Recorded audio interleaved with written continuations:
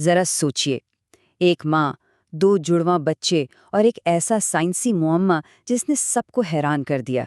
یہ کوئی عام کہانی نہیں ہے، یہ ایک بہت ہی نایاب، بہت ہی عجیب بائیولوجیکل واقعے کی داستان ہے، جس میں جڑواں بچوں کے والد دو الگ الگ لوگ تھے۔ تو بات ہے 2018 کی اور جگہ ہے کولمبیا۔ ایک ماں اپنے 2 سال کے جڑواں بیٹوں کو لے کے نیشنل یونیورسٹی کی جینیٹکس لیب میں آتی ہے۔ مقصد بظاہر بہت سیدھا سادہ تھا، ایک روٹین کا پیٹرنٹی ٹیسٹ کروانا۔ لیکن انہیں بالکل اندازہ نہیں تھا کہ یہ ٹیسٹ کتنا غیر معمولی، کتنا عجیب ثابت ہونے والا ہے۔ تو جو کام ایک سیدھا سادہ سا پروسیجر لگ رہا تھا، وہ بہت جلد سائنسدانوں کے لیے ایک بہت بڑی پیچیدہ پہیلی بن گیا۔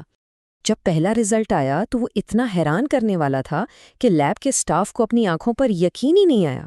انہیں لگا نہیں بھائی، یہ تو کوئی غلطی ہوئی ہے، ہو سکتا ہے سیمپلز خراب ہو گئے ہوں یا کوئی ٹیکنیکل مسئلہ ہو۔ بس اسی شک کی وجہ سے انہوں نے فیصلہ کیا کہ پورا ٹیسٹ دوبارہ کیا جائے۔ تو سوال یہ تھا کہ جب ٹیسٹ دوبارہ ہوا تو فائنل رزلٹ کیا نکلا؟ کیا وہ واقعی کوئی غلطی تھی یا معاملہ کچھ اور ہی تھا؟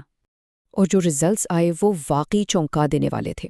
دوبارہ کیے گئے ٹیسٹ نے ایک ایسی ناقابل یقین حقیقت کی تصدیق کی جس کا کسی نے سوچا بھی نہیں تھا۔ جس شخص کا ٹیسٹ ہوا تھا اس کا ڈی این اے جڑواں بچوں میں سے صرف ایک سے میچ ہوا۔ دوسرا بچہ جینیٹکلی اس کا نہیں تھا، یعنی ماں تو ایک ہی تھی لیکن ان بچوں کے بایولوجیکل فادرز دو الگ الگ تھے۔ اچھا، سائنس کی زبان میں اس ناقابل یقین بائیولوجیکل واقعے کو کہتے ہیں ہیٹروپیٹرنل سپر فیکونڈیشن۔ یہ ایک بہت ہی ریئر سچویشن ہوتی ہے جس میں ایک ہی وقت میں ایک خاتون کے دو الگ الگ ایگز دو مختلف مردوں کے سپرم سے فرٹیلائز ہو جاتے ہیں۔ تو اب سوال یہ پیدا ہوتا ہے کہ بھئی سائنسدان اتنے یقین سے اس نتیجے پر پہنچے کیسے؟ چلے اب ذرا اس سائنسی طریقے کو سمجھتے ہیں جس نے اس پوری حقیقت سے پردہ اٹھایا۔ تو لیب نے جو ٹیکنیک استعمال کی اسے کہتے ہیں مائکرو سیٹلائٹ مارکر انالیسس۔ اگر آسان لفظوں میں سمجھیں تو اس میں ہوتا یہ ہے کہ ماں، بچوں اور جس شخص پر والد ہونے کا شک ہے ان سب کے ڈی این اے کے کچھ خاص چھوٹے چھوٹے حصوں کو آپس میں کمپیئر کیا جاتا ہے۔ اچھا، یہ پورا پروسیس کئی سٹیپس میں ہوتا ہے۔ سب سے پہلے تو ماں، دونوں بچوں اور مبینہ والد کے بلڈ سیمپلز لیے جاتے ہیں۔ پھر ایک کیمیکل پروسیس کے ذریعے ڈی این اے کو باقی چیزوں سے الگ کیا جاتا ہے۔ اب چونکہ ڈی این اے کی مقدار بہت ہی کم ہوتی ہے تو اسے خاص مشینوں سے ملٹیپلائی کیا جاتا ہے، یعنی بڑھایا جاتا ہے۔ اس کے بعد اس ڈی این اے کو کچھ چمکنے والے مارکرز کے ساتھ مکس کر کے ایک مشین سے گزارتے ہیں جو جینیٹک کوڈ کو نمبروں کی ایک سیریز میں بدل دیتی ہے، اور آخر میں سائنسدان اس سیریز کو کمپیئر کرتے ہیں۔ پیٹرنٹی تبھی کنفرم ہوتی ہے جب بچے کا آدھا جینیٹک پروفائل ماں سے اور باقی آدھا والد سے میچ کر جائے۔ ٹھیک ہے، تو اب ہمیں یہ تو پتہ چل گیا کہ یہ سب معلوم کیسے ہوا۔ اب ذرا اس بات پر آتے ہیں کہ آخر یہ بایولوجیکل واقعہ اتنا ریئر، اتنا غیر معمولی ہے کیوں، اور اس کے ہونے کے لیے کن خاص حالات کا ہونا ضروری ہے؟ یہ سمجھنے کے لیے کہ یہ کتنا نایاب ہے، چلیں 2014 کی ایک ریسرچ دیکھتے ہیں۔ سائنسدانوں نے پیٹرنٹی ٹیسٹ کا ایک بہت بڑا ڈیٹا بیس اٹھایا جس میں تقریباً 39,000 کیسز تھے۔ اور آپ جانتے ہیں ان 39,000 کیسز میں سے ایسے کتنے کیسز نکلے؟ صرف 3۔ جی ہاں، صرف 3۔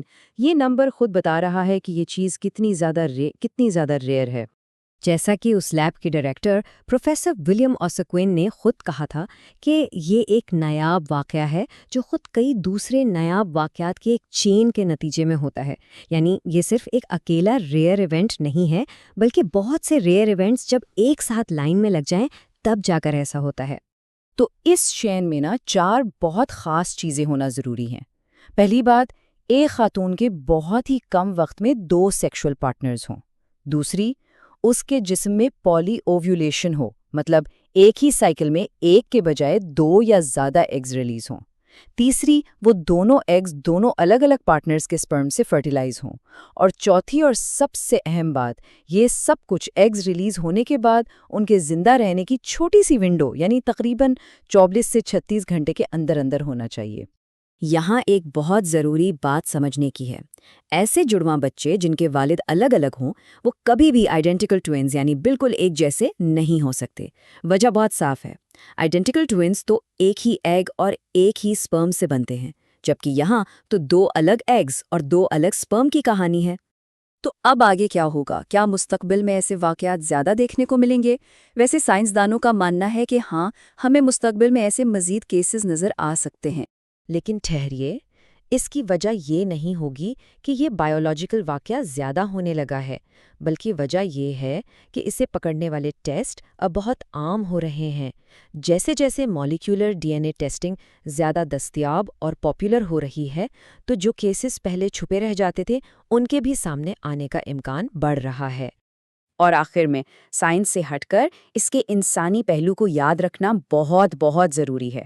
پروفیسر اوساکوئن نے بھی یہ بات واضح کی کہ پیٹرنٹی ٹیسٹ ہمیشہ لوگوں کی رضامندی اور ان کی پرائیویسی کا احترام کرتے ہوئے ہی کیے جاتے ہیں۔ یہ بات ہمیں یاد دلاتی ہے کہ ہر سائنسی دریافت کے پیچھے اصل میں جیتے جاگتے انسان اور ان کی اپنی کہانیاں ہوتی ہیں، اور ان کی پرائیویسی کی حفاظت کرنا سب سے اہم ہے۔